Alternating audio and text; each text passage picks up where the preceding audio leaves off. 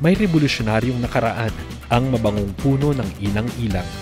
Naging bahagi ang mga nag-aalaga ng mga ilang-ilang sa pambansang himagsikan na nagdulot sa tuluyang paglaya natin mula sa pananakop ng Espanya.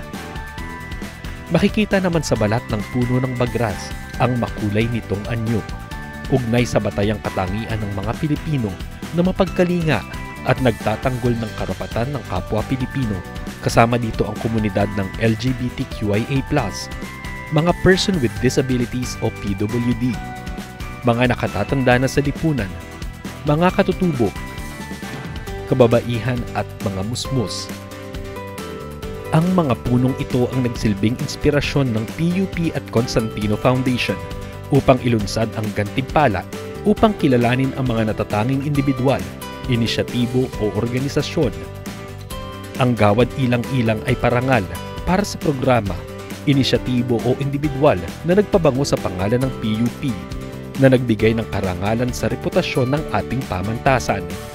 Samantala, ang Gawad Bagras naman ay nakalaan sa mga individual, inisyatibo o organisasyon na nakapagsulong ng inclusivity at tolerance sa komunidad ng PUP. Ang dalawang parangal na ito ay patunay ng pagpapahalaga ng sintang paaralan sa Sustainable Development Goals ng United Nations. At ang itinataguyod nitong diwa ng nasyonalismo, kahusayan at inclusivity.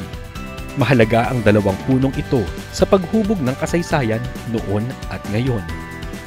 Ang ilang-ilang para sa nakaraan dahil sa bango at pagiging daan nito sa pagbabago, at ang bagras para sa kasalukuyan bilang simbolo ng mapag-arugang lipunan